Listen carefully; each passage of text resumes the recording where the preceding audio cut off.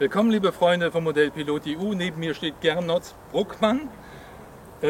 Ja, also erster Platz, ne? Also man gibt hier eine neue Sache, eine neue Staffel, erster, zweiter, dritter Platz und es gibt den Gernot-Platz, der ist immer hinter dem ersten, der braucht gar nicht mehr antreten. Ne? Du bist so weit in der Weltspitze. Lieber Gernot, erstmal gratuliere dazu und Dankeschön, dass du heute zum Interview mal hier bereit bist über deine Person. Ja. Sag mal, wie hat es denn angefangen mit der Fliegerei?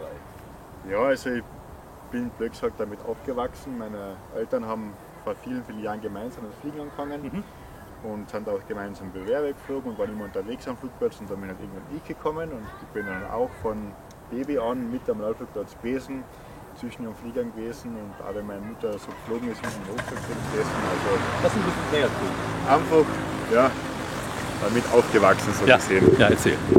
Und ja, dann irgendwann ist halt logischerweise auch der Selbstversuch gekommen. Ich habe dann mit ungefähr 6 Jahren sowas selbst mit dem Fliegen angefangen. Habe da anfangs etwas Schwierigkeiten gehabt mit Seite, Höhe. Mein Dad hat mir dann so einen Elektrosegler mit Querruder gebaut und mit dem habe ich dann recht gut oder relativ bald dann das Fliegen erlernt. Und er ist halt eines zum anderen gekommen. Ich habe dann im Jahr 2000 meinen ersten Segelkunstflugbewerb begonnen. Und mit 2001 dann mit Motorkunstflug, mit einer großen Jag 55 mit 3,40 Meter Spannweite. Ja, das ist mittlerweile halt schon 15 Jahre her und ist sehr viel passiert in der Zwischenzeit und ja, sehr viele tolle Erlebnisse gehabt, sehr viele tolle Veranstaltungen, sehr viele tolle Erfolge. Ja, ich habe schon einiges sehr gute Sachen passiert in meiner Karriere so gesehen. Und wenn es hier so, ja, du bist ja recht jung, ne? Und aus der manntragenden Fliegerei kennt man das, es gibt ja viele junge, mutige Piloten, ne? Aber wenig alte. Wir haben ja die Chance nicht daran zu sterben sozusagen. Ja. Aber was wünschst du dir denn quasi einfach jetzt weiter? Es ist ja sehr viel erreicht in deiner Karriere. Was wünschst du dir eigentlich für dich selbst?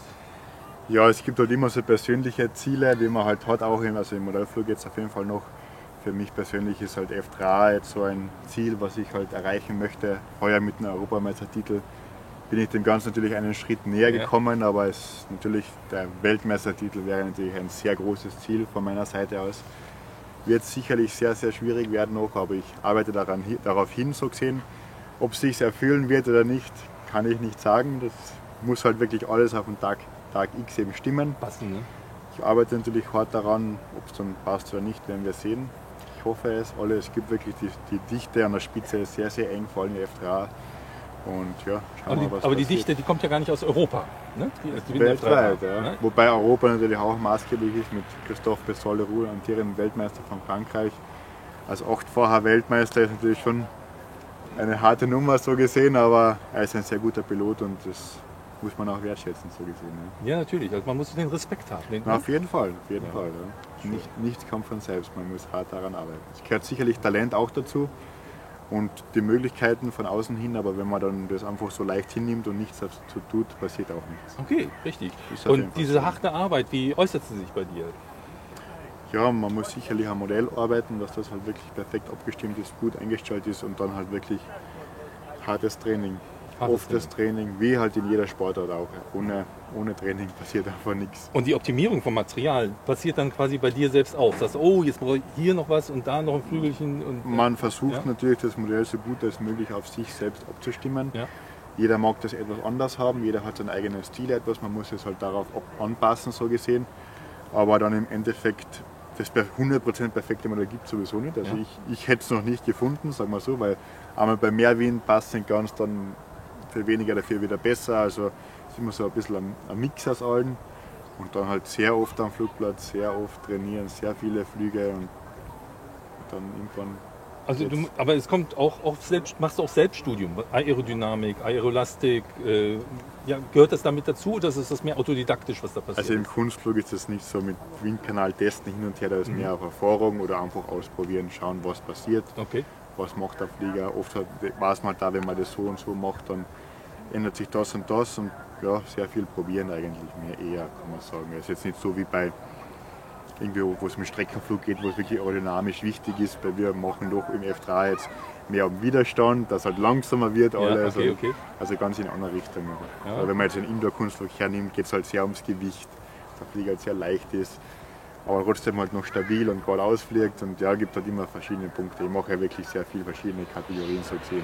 Ja, genau.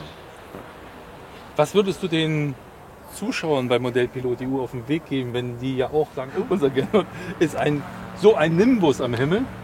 Wie kannst du ihnen so ein bisschen den Tipp geben, dass sie mal die Scheu verlieren, vielleicht auch dieses tolle Thema F3A mal anzugehen? Ich sage einfach, es ist einfach das Faszinierende hier. Es gibt ja sehr viele Flugpiloten, die halt ihr Programm machen oder wie auch immer, aber die fliegen halt, oder das ist nicht negativ gesehen, das ist halt deren Interesse, aber die fliegen halt dann viele Jahre immer das Gleiche. Die entwickeln sich halt sehr selten dann weiter. Aber denen taugt das auch so, wie es ist, und ich persönlich bin halt ein Mensch, der sich halt gerne misst an einem anderen, der sich halt dann daran auch weiterentwickeln, also ich glaube, dass man sich nur daran auch sehr stark weiterentwickeln kann, wenn man sich mit anderen misst, weil der entwickelt sich weiter, dann muss ich mich weiterentwickeln, hin und her, das schaukelt sich dann so auf. Und mir persönlich macht das sehr viel Spaß und ich finde das auch sehr beeindruckend, wenn man sagt, ich fliege jetzt ein Programm so präzise, als es möglich ist, ohne Wackler, ohne Fehler, geometrisch perfekt, was eh nie hundertprozentig funktioniert, aber man versucht es halt. Und das ist schon ein sehr großer Reiz an der ganzen Sache. Also mir persönlich macht das sehr viel Spaß, ich finde das sehr toll und ich finde auch jeder junge Pilot sollte das einmal probieren. Oder gibt es ja auch andere Flugzeuge, mit denen man schöne Kunstflugprogramme fliegen kann, jetzt einmal abgesehen vom 3D. Und ja, wenn man daran Spaß hat und dann sich weiterentwickeln möchte, gibt es sehr viele tolle Klassen und Sparten, wo man das machen kann. Also lieben Dank, Gernot. Gerne, ja. Und viel Erfolg weiterhin. Und zum Danke Schluss, sehr. Modellfliegen ist? Spitze. Hast du recht. Tschüss.